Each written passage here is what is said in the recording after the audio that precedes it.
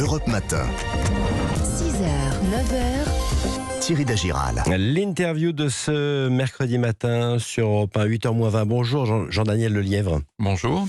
Vous êtes chef du service de maladies infectieuses à l'hôpital Henri Mondor de Créteil, près de Paris.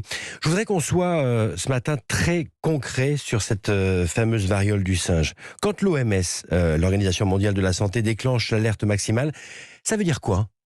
Ça veut dire qu'elle prend en considération la problématique de la variole du singe, l'accroissement au cours du temps du nombre de cas, et qu'elle considère, à juste titre, à mon sens, que c'est le moment d'agir vite, au moment où l'épidémie est en train de se répandre, mais qu'elle n'est pas suffisamment importante pour toucher toute la planète, d'être rapidement présent pour essayer de la contenir. Donc, épidémie qui grandit, hein, vous dites, à la différence du Covid. Là, on peut la reconnaître, on peut la diagnostiquer et on a les moyens de la vaccination. Voilà, c'est vous avez résumé les grandes différences en termes de prise en charge de cette maladie. On a les moyens de la reconnaître physiquement, on a les tests, ce qu'on n'avait pas au début de la Covid, et on a un vaccin qui est efficace, ce qu'on n'avait pas au début de l'épidémie de Covid, donc on peut aller très rapidement, et avec tous ces moyens, contenir rapidement l'évolution de celle-ci. Alors, beaucoup de questions. Comment d'abord on reconnaît ces boutons, les symptômes ? Ce sont des boutons. Hein. Là où c'est compliqué, c'est qu'on pensait initialement que c'était essentiellement, comme vous dites, des boutons, une éruption sur le corps. Il semble que les symptômes soient plus variés. Il y a une publication récente dans un grand journal qui s'appelle le New England Journal of Medicine qui montre de temps en temps, ça peut se présenter uniquement sous la forme d'une angine, par exemple, avec des ganglions. Donc ça peut être un petit peu difficile et probablement de ce fait, il y a un certain nombre de cas qui ne doivent pas être diagnostiqués et présents dans la population. Il y a les maux de tête également, il y a de la fièvre. Il y a des maux de tête, il y a de la fièvre, il y a des ganglions. La forme la plus caractéristique, évidemment, est celle avec cette éruption qui va se situer essentiellement au niveau des parties génitales, mais pas uniquement, qui peut toucher les paumes et le visage, et qui ressemble, pour les gens qui ne connaîtraient pas, à la varicelle, par exemple. Professeur Lelièvre, on est à combien de cas recensés en France ? En France, on est environ de 1500 cas, 16 000 cas dans le monde, mais là encore, il faut garder en tête que probablement il y a plus de cas et qu'un certain nombre de cas ne sont pas diagnostiqués. Nous, on a vu arriver à l'hôpital des gens où, parce qu'il y avait un contexte épidémiologique, on est allé rechercher la maladie et on s'est aperçu que les gens avaient uniquement un bouton. Pas diagnostiqué, vous dites, parce que manque de tests pour l'instant ? Non, pas problématique de manque de tests, mais parce que en dehors des formes assez florides, très facilement reconnaissables, il y a des formes qui le sont beaucoup moins, parce qu'on y reviendra sans doute. Il y a la question de la vaccination, les gens les plus âgés. Il y a des gens qui ont été vaccinés contre la variole quand ils étaient jeunes.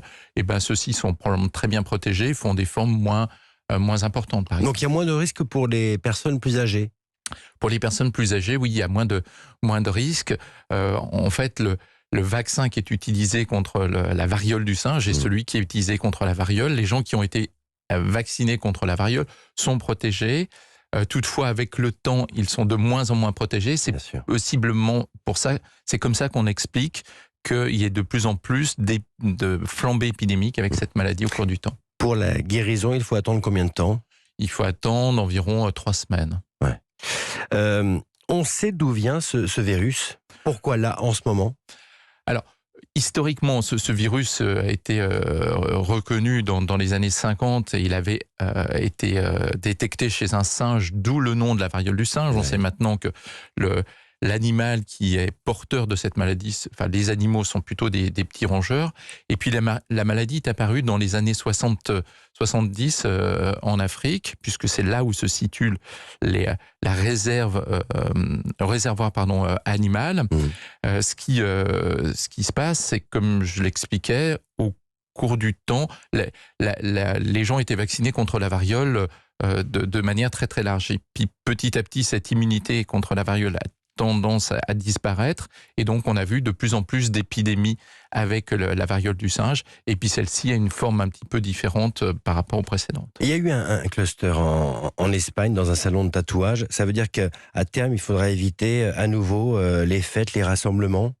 Non, puisque l'idée, c'est de se protéger avec la vaccination. Quand on sera protégé avec la vaccination, il y aura plus de il n'y aura plus de problématique. Avant de parler de la vaccination, comment se transmet ce virus? Est-ce qu'on peut parler d'une MST?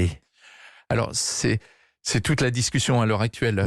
En général, quand on entend MST, c'est vraiment une maladie qui va se transmettre par les liquides sexuels, par les liquides séminales, par le sperme. Ça semble pas être le cas ici, même si on a isolé le virus dans le sperme. Et c'est vraiment le contact rapproché qui est évident au cours de l'acte sexuel, qui permet la transmission. Mais il faut pas l'appeler MST, en ce sens qu'il y a possibilité de transmission en dehors d'un rapport sexuel, et notamment dans le cadre de la famille. Mais on connaissait ça déjà dans les précédentes épidémies. C'est-à-dire qu'il y avait une transmission familiale, mais il y a aussi des transmissions lors des rapports sexuels. On lit plusieurs témoignages sur les réseaux sociaux qui disent que les malades sont livrés à eux-mêmes, qu'il est compliqué aujourd'hui de se faire tester. C'est le cas ?